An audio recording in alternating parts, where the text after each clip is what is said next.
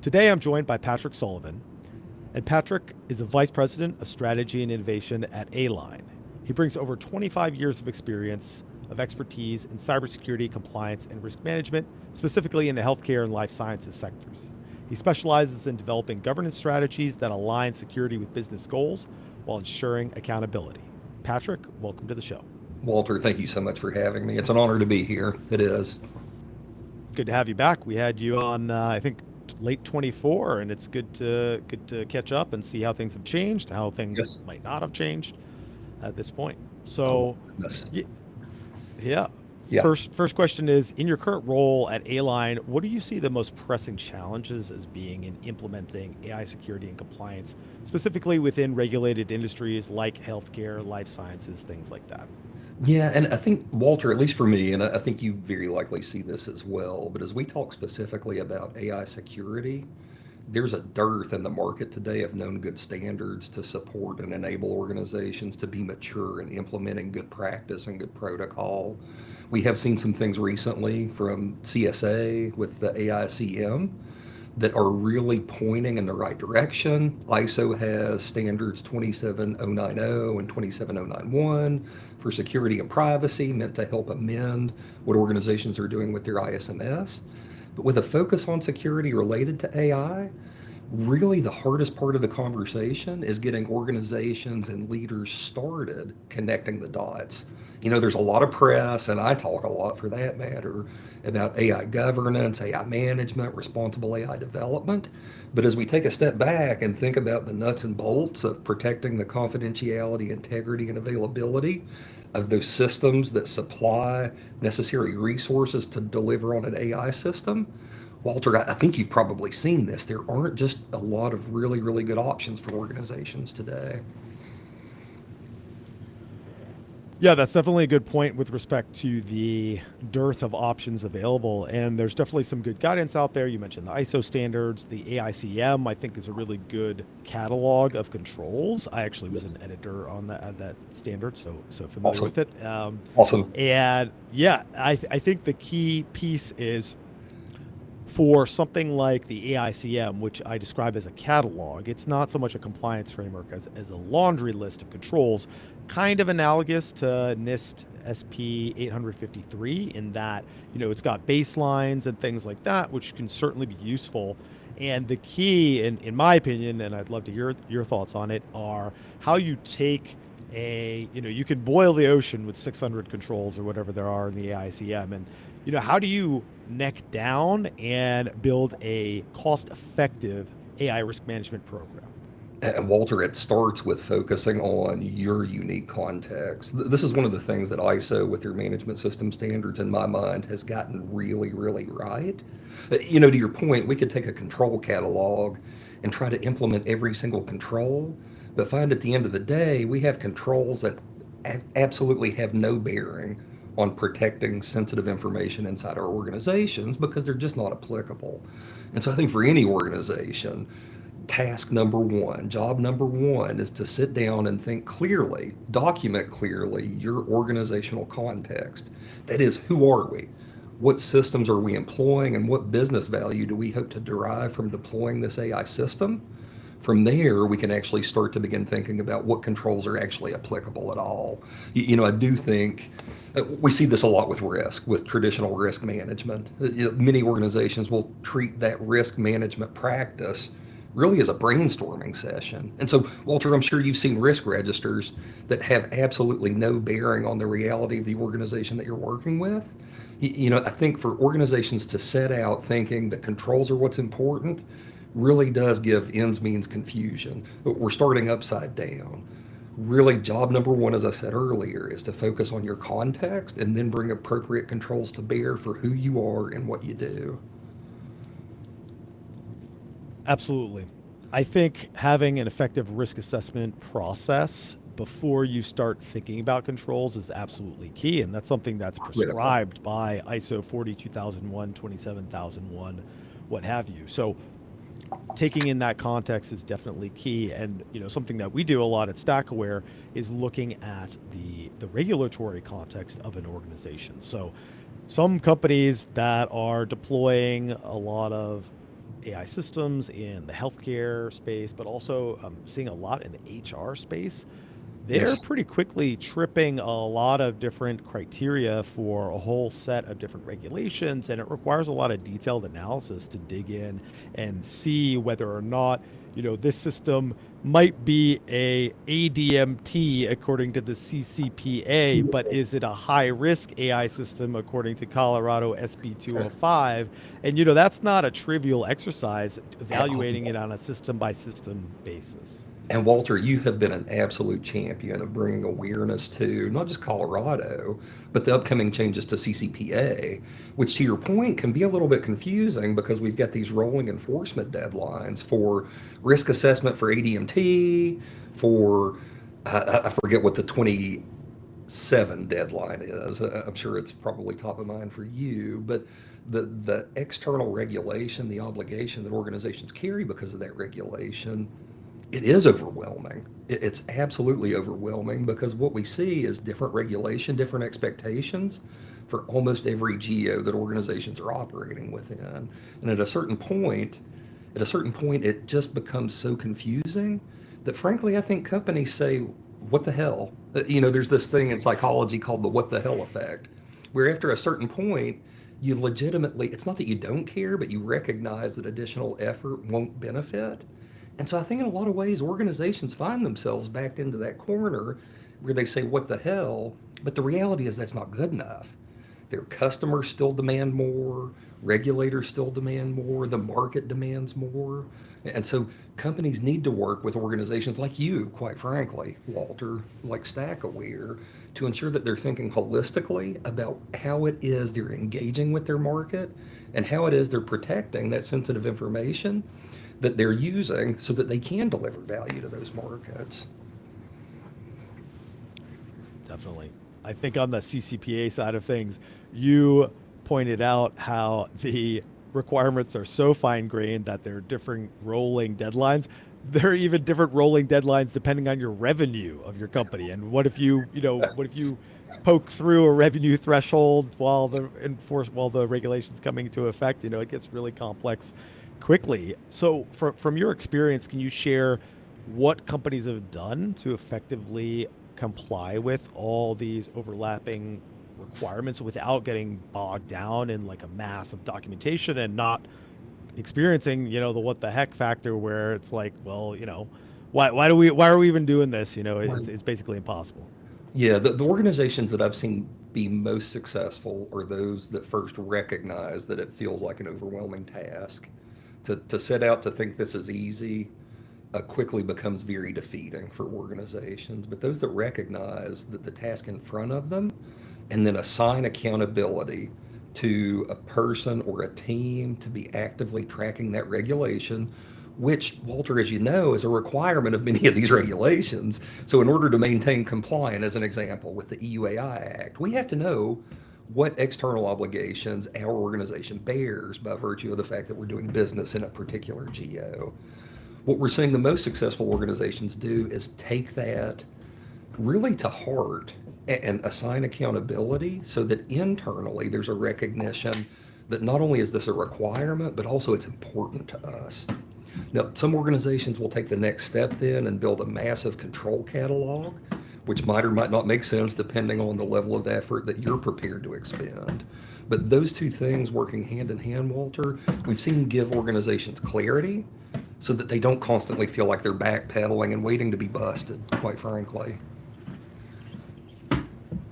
I think the accountability side of things is absolutely critical because, in my opinion, if you've got multiple people who are, quote, accountable for something happening, then don't expect it to ever No happen. one is. Isn't that the saying? If two or more people are accountable, no one is? That's right. That's Yep. right. That's my perspective. So, on the accountability side of things and looking at it from a risk perspective, as companies are deploying dozens, hundreds, thousands of AI agents, however you want to define them, how are you seeing companies effectively or ineffectively attempt to track all these systems and keep a single person accountable for their outputs and their impacts to data confidentiality, integrity, and availability? Yeah, and Walter, I think it's easier to lead with what the unsuccessful are doing, and that is, and this is going to seem like doublespeak. I don't mean it to. While one person has to be accountable, one person cannot do it all. And so those organizations that we see flailing, or those organizations that think a single Walter Haydock can track and manage the asset inventory for all systems that have been deployed. It just it can't work that way. In reality, we have to have cross-departmental, cross-functional teams with some sort of reporting obligation to that person that can be held accountable. I think the saying is a single throat to choke. I prefer a single hand to hold. What we need inside an organization is a single hand to hold for your engineering teams, your dev teams, whatever those teams are that are most pertinent to your AI lifecycle. They all have to be working together in concert with singular oversight and accountability to ensure that those inventories are actually maintained. Because, Walter, as you know, without that asset inventory of people, process, and technology, as we think about impacts, as we think about risk, again, we slowly evolve into a brainstorming activity, which yields very, very little benefit. Yeah, 100%. And I think you can have one person who's accountable while at the same time having multiple people who are responsible for given activities, advising on the risk. Maybe they're implementing some of the risk decisions. Maybe they're from an engineering or product perspective advising on how the business is interacting with customers. So yeah, absolutely. It's definitely a team sport, but there needs to be a captain. And Walter, as you say this, the simplicity of a RACI chart, I don't know if you find this to be true, but I find that orgs that have taken the time to create a RACI chart that actually outlines those roles that you just mentioned are typically the orgs that manage things better. Those orgs that think that there's just tribal knowledge about who should be doing what, those orgs tend to not do as well, in my opinion. Yeah, I mean, if you don't write anything down, then it's hard to hold anyone accountable. And in some Yes, places, that's actually by design. I don't think that's a good way to do things, but not a it good is design. sometimes by design that organizations will just not write anything down. And frankly, I get it if you're a smaller organization. Although I'll say StackAware is the smallest of organizations, and we already have a lot of compliance guardrails in place. So, I don't think that's necessarily an acceptable cop out to say you're a small company. But I get it for smaller companies. But, I've seen larger organizations as well that are potentially equally chaotic in how they operate. So, that's not a good way to do business in my opinion. My opinion. Right. I totally agree. And particularly those orgs that have grown by acquisition, you Right. tend to end up with all these bolt-ons. And I mean, I hate to say it this way, but a lot of drama created by the politics of the acquisitions that, whether right or wrong, that stuff absolutely impacts and impairs an organization's ability to be successful in creating a real governance and management program around AI. Unfortunately, just like AI systems, people are non-deterministic and can Yeah. operate and behave in unpredictable ways. My 8-year-old, prime example. Yes. Oh, I hear that with my 4-year-old, so Yes. I Yeah, yeah. definitely hear that. Definitely hear that. So, what are the biggest risks that are not on people's radars when it comes to AI right now? We've talked about regulatory, we talked about security, we talked about Mhm. a variety of different things, but what do you think the risks that are not getting enough attention right now? Yeah, and Walter, I think you and I have talked about this either online or offline before, but I think it's really easy for us to draw our attention to the technical risks from the systems that have been deployed or are being developed. What I don't think gets enough airtime, enough focus, is the risk of misplanned or misaligned innovation. And maybe I'm not saying that the right way, but what I intend to say is we see today, and this really picked up in 25 and has not slowed down. We see many boards and executive teams saying we have to deploy AI. When pushed back and questioned, what value do we hope to derive? Well, we have to deploy AI. And so, in a lot of ways, we see organizations' leadership deciding that they need to jump on the AI bandwagon without legitimate business cases. And that, in my mind, is a recipe for an absolute disaster.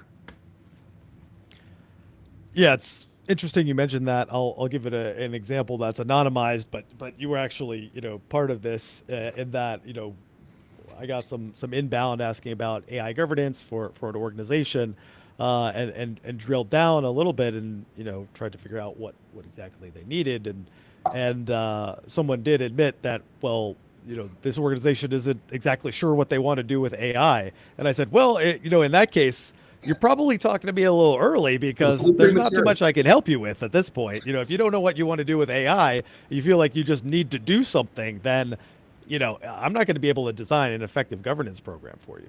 Right, right. And I think that hype curve, and Gartner did an incredible job of outlining what the curve looks like. But I do think the hype cycle itself has largely, it hasn't petered out. That's not a good way to put it. But I do think we're kind of at the peak. At least I hope we're at the peak of the hype cycle. And people are starting to recognize, organizations are starting to recognize that we're still in a business. We're still here to create value for our shareholders, whether those are public or private. And if we're going to create value, we have to have a plan. That there has to be a real driver, a real mission for the use of this new tool. Else we're wasting time. That's it. More and more I see organizations getting to that place. But make no mistake, Walter, there's still a lot of chasing the Joneses, trying to keep up right now. And I'm sure you see it. I actually saw a social media post recently that I still can't tell if this was a troll post or if it was a legitimate post, where this software engineer, this woman, she posted that she had just designed this plugin essentially, or this tool for websites that would allow them to display the correct copyright year, because you go to a lot of websites and it says like copyright 2019 or something like that. Right. And this woman, she showed her code where it was calling the Claude API, the Anthropic API, to ask Claude what calendar year was it, which it must have been a troll, because it's such a crazy thing to do. Like, why would you ever want a non-deterministic response to what year is it? That's something that you should always know 100% for certain what year it is. You never want any sort of uncertainty there. So I think whether it's a troll post or it's a real post, like, that completely demonstrates the problem with the way a lot of organizations are approaching AI right now. Yes, yes. Totally agree. So, specifically, over the next 5 years in the life sciences and healthcare space, we've seen, some recent developments. We've seen ChatGPT for health as a product launch. We've seen Eli Sure. Lilly partner with NVIDIA to build $1 billion AI lab for drug development. I know I'm a user of Whoop. I'm a big fan of the fitness tracker, Hmm. this fitness tracker, and they have a capability where you can actually leverage the OpenAI API to take your health data, and query it. Essentially, they've got some good safeguards there. I actually did a teardown of their privacy and security controls. So I think they're doing a generally good job there. They've got zero data retention. They're not training on your health data, and it allows you to interrogate the information. So, specifically in the healthcare and life sciences sector, what do you see happening over the next 5 years from a product perspective? And then what are going to be the downstream security and compliance challenges?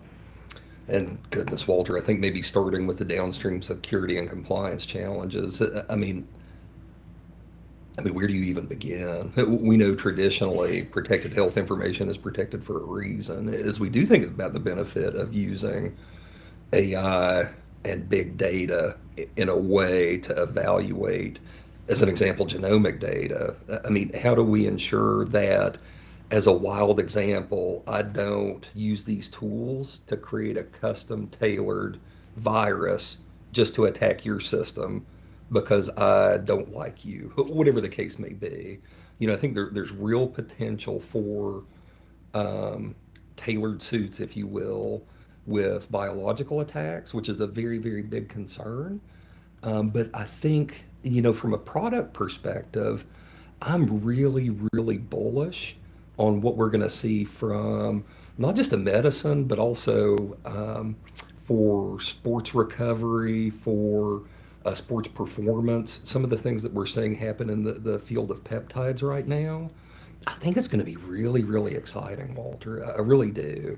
I mean, imagine as a man in your 40s, a woman in your 40s, Hypothetically. hypothetically, yeah, being able to take a pill that caused collagen in your face to restore itself so that those wrinkles that you see that no one else does magically disappear overnight. I mean, I don't know Or that that it's, your wife sees. or that your wife sees, yeah, whatever the case may be, Hypothetically. or that your daughter, you're the oldest daddy ever. No, I mean, I think there's real potential to come specifically over the next few years in those domains. But I think anytime we step into the ability to manipulate our genetics, I think we have to be very, very concerned. There was a documentary on YouTube, not YouTube, I'm sorry, Netflix, maybe 4 or 5 years ago called Unnatural Selection, wherein they interviewed, I forget her name, but the inventor of CRISPR, to get an understanding of the original intent behind genome modification. But they also had several asides with people that were using CRISPR-like tools in their garage. And the one that I'll never forget, a guy in Alabama had decided that he wanted to make glow-in-the-dark hound dogs. And so he was actively genetically modifying generations of his dogs to make them glow in the dark. Whoa. Yeah. So with equal access to these tools, Walter, I think we're going to see not, not so equal application, really just depending on the whims of those who decide to set out and do whatever it is they're going to do. Again, which brings us back to there really need to be controls in place, maybe not regulatory controls as of yet, but very definitely an acceptable standard of use as it relates to handling our own personal health information. I feel like I rambled just a bit there, man. I'm sorry.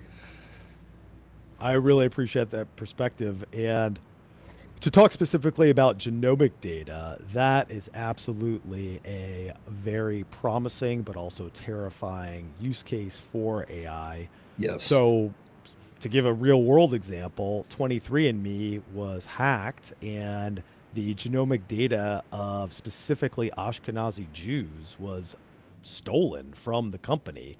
And I mean, I don't even want to know what Why? folks are trying to do Right. with that type of information and that type of targeted infiltration.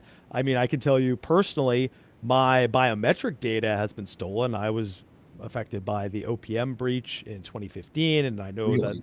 the Chinese Communist Party has all 10 fingerprints from me right now. So, I've taken mitigation steps, like, for example, I really like that Apple uses the Face ID capability, because Yes. that's not just a fingerprint, it's not just like a picture of your face. It looks at the movement of your eyeballs and your facial tics and things like that. So it's much harder to fake than just like a static fingerprint is.